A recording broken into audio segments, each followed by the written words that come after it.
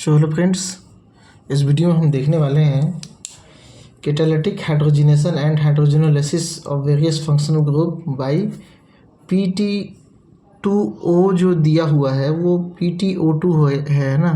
आपके सिलेबस में PT2O दिया हुआ है, तो वो एक्चुअली में प्रिंट मिस्टेक हुआ होगा, है ना।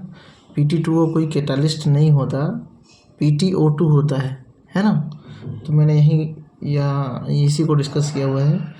PDC, रेना निकिल, तो ये सब हम देखेंगे थोड़ा थोड़ा, ठीक है। तो हाइड्रोजनेशन क्या होता है, देखो किसी भी डबल बॉन्ड में या अनसैचुरेटेड कंपाउंड में जहाँ डबल बॉन्ड ट्रिपल बॉन्ड हो, ठीक है, वहाँ पे हाइड्रोजन्स को ऐड करना है। जैसे CO के बीच में, अगर कार्बोनिल के बीच में अगर डबल बॉन्ड है C डबल बॉन्ड O, तो वहाँ भी हमको क्या करना है, हाइड्रोजन ऐड करना है। तो ये हाइड्रोजनेशन कहलाता है। जरूरी नहीं कि कार्बन कार्बन डबल बॉन्ड ही हो। तो कैटालिस्ट जो हाइड्रोजनेशन में यूज होता है वो जनरली क्या क्या होता है, ये H2PT प्लेटिनम को शुद्ध भी यूज किया जाता है, ठीक है। और H2PDC ये कार्बन में एडजॉर्ब पैलेडियम होता है, रेना निकल होता है, और PTO2 ये सब क्या होता है, यूज किया जाता है। तो ये हमारे सिलेबस में इसको डिस्कस नहीं किया गया है, हालांकि इसका काम भी क्या है, वही है जो इसका काम है, ठीक है। साथ साथ ये क्या करता है, कुछ स्पेशल फंक्शनल ग्रुप को भी क्या करता है, कन्वर्ट करता है। इसलिए यहाँ पे इसको अलग से इसको बोलते हैं एडम्स कैटालिस्ट, ठीक है। तो यहाँ पे हम देखते हैं, सबसे पहले एडम्स कैटालिस्ट को ही देख लेते हैं, ठीक है। तो ये हेट्रोजीनस कैटालिस्ट है, मतलब यहाँ मेटल है। मेटल जो है किसी लिक्विड को क्या कर रहा है, रिएक्ट कर रहा है, तो इसको हम हेट्रोजीनस कैटालिस्ट कहेंगे। प्लेटिनम यहाँ पे कैटालिस्ट की तरह यूज होता है, जो कि जनरली एल्कीन के हाइड्रोजनेशन में यूज किया जाता है, ठीक है। इसे एडम कैटालिस्ट भी कहते हैं, और ये मेनली हाइड्रोजनेशन, हाइड्रोजनोलाइसिस और डिहाइड्रोजनेशन इत्यादि में यूज होता है, ठीक है। डिहाइड्रोजनेशन क्या होगा, जहाँ हाइड्रोजन ऐड है वहाँ से हाइड्रोजन निकालना। तो ये अलग अलग कंडीशन में है ना, अलग अलग कंडीशन में ये बिहेव करता है, कैसा कैसा करेगा देखते हैं। तो हमको यहाँ पे क्या करना है, सबसे पहले रिडक्शन को ही देखना है। हमारा टॉपिक ही क्या है, रिडक्शन है, तो हम रिडक्शन को ही बेस करके लेते हैं, ठीक है। जैसे इसमें क्या होता है, जब भी कोई मेटल आयन किसी डबल बॉन्ड पे अटैक करता है, ठीक है, तो मेटल आयन, जैसे PT की बात कर रहे हैं, तो मेटल आयन क्या होगा, मेटल क्या होगा, आयन नहीं, मेटल क्या होगा, एक सॉलिड सरफेस होगा। इस सरफेस में क्या होगा, हाइड्रोजन का एब्जॉर्प्शन होगा इस तरह से, ठीक है। और ये हाइड्रोजन जब ऐड करेगा तो क्या करेगा, सिन एडिशन करेगा, सिन एडिशन करेगा। ये आप यहाँ पे बताओगे, लिखोगे कि जब भी किसी कैटालिस्ट द्वारा किसी डबल बॉन्ड में एडिशन होगा, तो हमेशा वो उसका स्टीरियोकेमिस्ट्री क्या होगा, सिन एडिशन टाइप का होगा, और क्या बनाएगा, सिस एल्केन का फॉर्मेशन करेगा, ठीक है। तो ये इसका एक प्रॉपर्टी हो गया कि एडिशन जो भी होगा, जितने भी हम वहाँ पे क्या कर रहे हैं, कैटालिस्ट देख रहे हैं, अगर उसमें अनसैचुरेशन ब्रेक करने की क्षमता होगी, तो वो क्या होगा, सिस या सिन एडिशन ही दिखाएगा। हमेशा एल्केन तो नहीं होगा, कुछ और भी होगा, लेकिन यहाँ पे क्या होगा, आपका सिन एडिशन कंपलसरी है, ठीक है। कीटोन टू एल्कोहल एग्जांपल है, जैसे ये कीटोन है, CO ग्रुप क्या है, कीटोन है। इसको किस में कन्वर्ट कर दिया, एल्कोहल में कन्वर्ट कर दिया। मतलब एक हाइड्रोजन कार्बन में यहाँ पे ऐड कर दिया, एक हाइड्रोजन यहाँ पे ऐड कर दिया, तो कार्बन में एक हाइड्रोजन और ऑक्सीजन में एक हाइड्रोजन। तो ये काम करता है, एडम कैटालिस्ट करता है। इसी तरह से नाइट्रो ग्रुप के कंपाउंड जो होंगे, जैसे कि ये एग्जांपल है, इसमें भी अगर हम एडम कैटालिस्ट यूज़ करें, ठीक है, तो ये क्या करता है, NO। यहाँ पे नाइट्रोजन और ऑक्सीजन के बीच में हेटेरो एटम है, दोनों के अलग अलग एटम है, तो यहाँ पे इनका डिसोसिएशन ही हो जाता है ना। इसको कह सकते हो, यहाँ पे इनका डिसोसिएशन हो जाता है। नाइट्रोजन के साथ में हाइड्रोजन जुड़ जाएगा, ऑक्सीजन के साथ में भी हाइड्रोजन जुड़ जाएगा, और ये क्या हो जाएगा, अलग हो जाएगा। ये ऑक्सीजन कहाँ चला जाएगा, H2O के रूप में, इसको प्लस कर दो, ठीक है, H2O के रूप में बाहर निकल जाएगा। तो ये हो गया आपका एडम कैटालिस्ट का काम। इतना काफ़ी है, टाइम भी नहीं रहता, क्या बहुत सारा चीज़ बताओ, ठीक है। PDC काफ़ी इंपॉर्टेंट कैटालिस्ट है, बहुत सारा ऑर्गेनिक सिंथेसिस में इसको यूज़ किया जाता है। ऑर्गेनिक सिंथेसिस में रिडक्शन के लिए मैक्सिमम टाइम्स PDC को यूज़ करते हैं। ये क्या होता है, दरअसल ये एक तरह का हेट्रोजीनस कैटालिस्ट तो है, हाइड्रोजनेशन के साथ साथ हाइड्रोजनलाइसिस भी करता है बहुत सारे फंक्शनल ग्रुप का। और ये होता क्या है, पैलेडियम को एब्जॉर्ब कराए होते हैं कार्बन में। इसका परसेंटेज लगभग हम 5% बाई वेट या 10% बाई वेट हम यूज़ करते हैं। ठीक है, ये इंपॉर्टेंट है। हम बहुत ज़्यादा पैलेडियम यूज़ नहीं करते, उसके साथ में कार्बन भी होता है, तो हमको केवल 5% या 10% पैलेडियम की आवश्यकता पड़ती है ऑन कार्बन। ठीक है, इतना ही हम इसमें एब्जॉर्ब कराए रहते हैं, हमारा ये क्राइटेरिया है। तो कैसा कैसा रिएक्शन करता है देख लेते हैं। Use reduction of alkene to alkane. ये नॉर्मली यहाँ पे देखो, ये एक एल्कीन है, कार्बन कार्बन डबल बॉन्ड है, इसको क्या कर दिया, किस में कन्वर्ट कर दिया, एल्केन में कन्वर्ट कर दिया। ठीक है, एल्कीन टू एल्केन कन्वर्ट कर दिया। इसमें कुछ बताने की ज़रूरत है, समझाने। तो यहाँ रिंग के डबल बॉन्ड को यहाँ पे ये अटैक नहीं कर रहा है, क्यों? क्योंकि रिंग में हेटेरो एटम है, यहाँ पे अगर अटैक करता तो फिर ये सीधा टूटता है ना। तो यहाँ पे केवल नॉर्मल कंडीशन में हम इसको यूज़ कर रहे हैं, तो ये काम कर रहा है। इधर और भी कुछ फंक्शन ग्रुप जुड़ा हो सकता है, कोई कंपाउंड जुड़ा, आर जुड़ा हो सकता है, कुछ भी हो सकता है। ठीक है, तो अब मैं इसको शॉर्ट करके ही लिखा हूँ यहाँ पे। इसका जो मदर कंपाउंड था काफ़ी बड़ा था। ठीक है, एल्कीन, एल्काइंस टू एल्कीन। देखो यहाँ पे एक एल्काइन है, मतलब कार्बन कार्बन ट्रिपल बॉन्ड है, यहाँ एक कार्बन और यहाँ एक कार्बन है, ट्रिपल बॉन्ड है। ठीक है, तो इसको किस में कन्वर्ट कर देगा, ये एल्केन में। देखो ये कंपाउंड जो है, इधर मैं यहाँ क्वेश्चन मार्क दिखा दिया हूँ, इधर भी मैं क्या कर दिया हूँ, रेसिड्यू दिखा दिया हूँ। ये वाला पूरा टर्म यहाँ आ जाएगा, ये वाला पूरा टर्म, पूरा फिगर यहाँ आ जाएगा। ठीक है, तो यहाँ भी बेंजीन के डबल बॉन्ड को डिस्टर्ब नहीं कर रहा है, क्या कर रहा है, केवल और केवल यहाँ पे इस ट्रिपल बॉन्ड को एल्केन में कन्वर्ट कर रहा है। ठीक है, इसी तरह से reduction of nitro group to amine. Nitro group है, नाइट्रो ग्रुप को एमाइन में कन्वर्ट करेगा। ये वाला रिएक्शन हम पहले भी देख चुके हैं, यहाँ पे हाइड्रोजन आके जुड़ेगा, ये यहाँ पे भी हाइड्रोजन, ये इस तरह से H2O बाहर निकलेगा। 2 ऑक्सीजन है तो फिर 2 H2O ही निकलेगा, है ना, 2 H2O ही निकलेगा। तो इस तरह से हमको रिएक्शन मेंटेन तो करना नहीं है, बस रिएक्शन बताना है। यहाँ पे कैटालिस्ट कौन यूज हो रहा है, H2 तो गैस है, 180 m प्रेशर में, 180 m प्रेशर के लिए हम यूज़ करते हैं इसको। पैलेडियम यहाँ पे कार्बन के साथ में पैलेडियम क्या कर रहा है, कैटालिस्ट की तरह काम कर रहा है। ठीक है, और एडिशन कैसे होगा, सिन।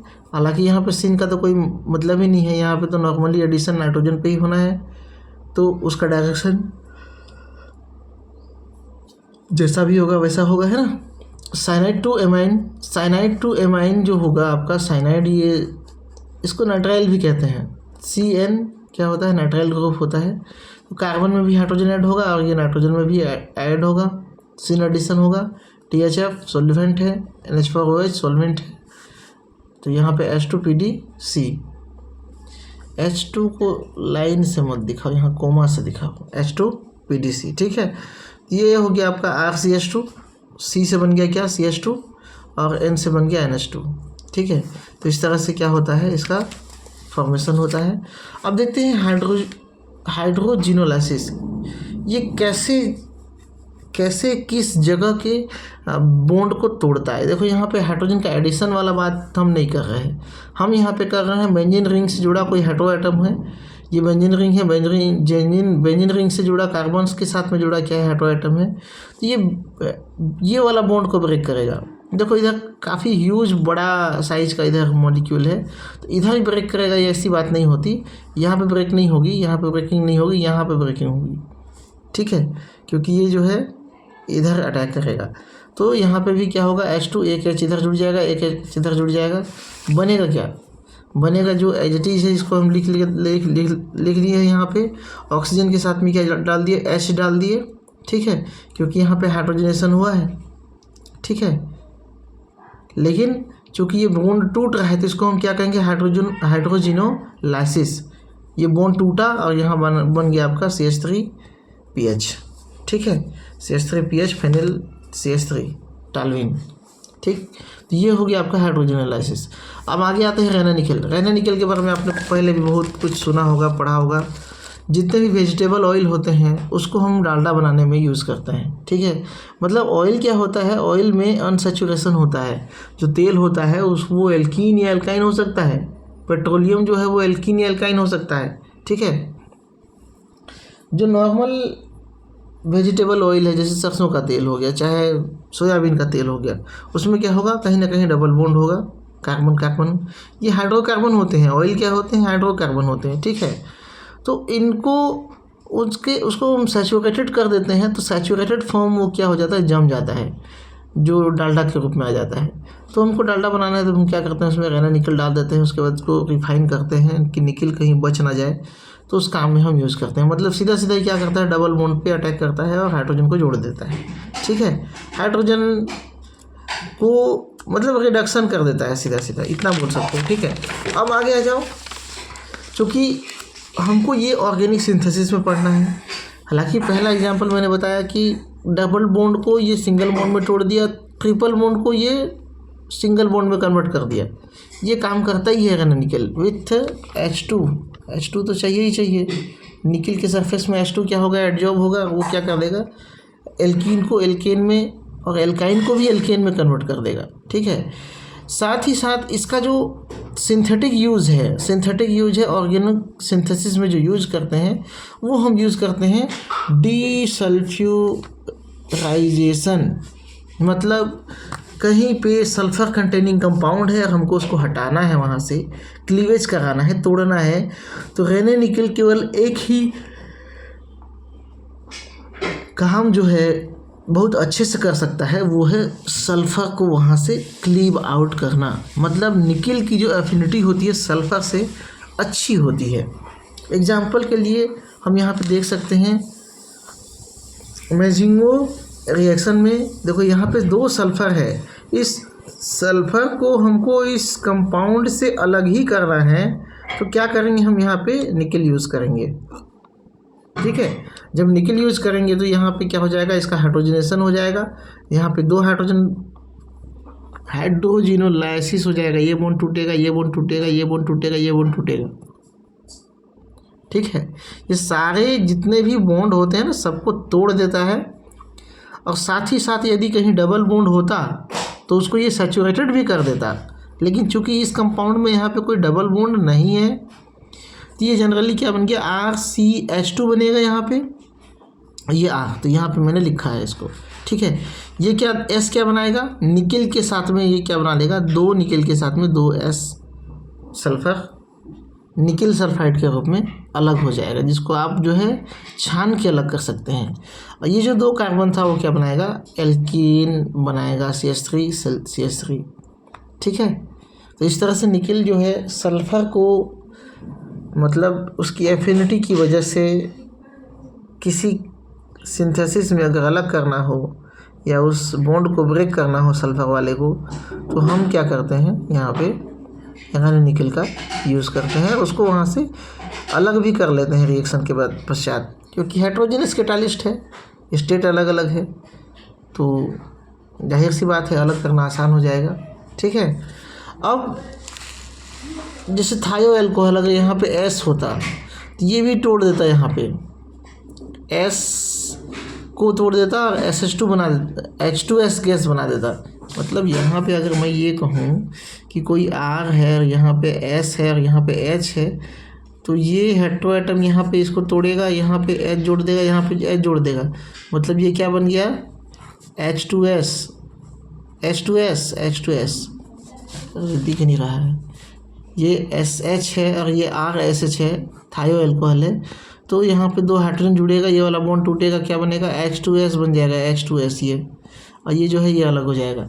इसी तरह से मान के चलो हमारे पास सल्फाइड है, सल्फाइड वैसे ये रिंग है, एक रिंग में सल्फर ग्रुप जुड़ा हुआ है, तो क्या होगा, ये इस बॉन्ड को ब्रेक करेगा, इस बॉन्ड को तोड़ेगा। साथ ही साथ में यहाँ पे जो रेना निकल क्या करेगा, रेना निकल कहने का मतलब एक पाउडर की तरह निकल को जो हम बना के यूज़ करते हैं, कई लोग शायद समझ में ना आ रहा हो कि रेना निकल है क्या, फाइनली ब्रेक्ड या फाइनली ग्राइंडेड निकल है ना।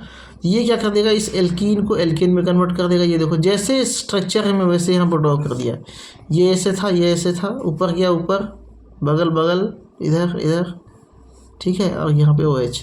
तो यहाँ पे जो डबल बॉन्ड था वो भी चला गया, मतलब उसका भी क्या हो गया, रिडक्शन हो गया। साथ ही साथ ये सल्फ़र भी यहाँ से कट के अलग हो गया।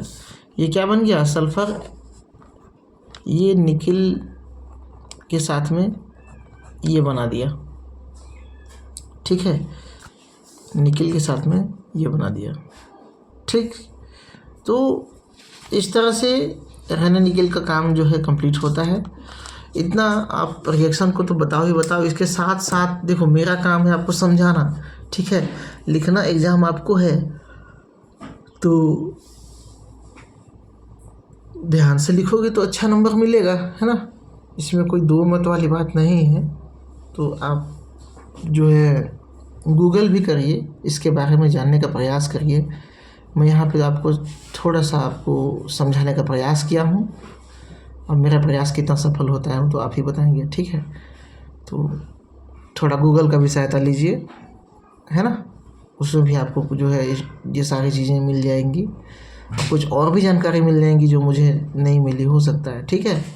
तो आजकल एक्चुअल में टीचर लोगों का काम जो है गूगल कर रहा है, ठीक है। टीचर का काम हो गया डायरेक्शन देना, मैंने डायरेक्शन देने का काम किया, ठीक है। Thank you.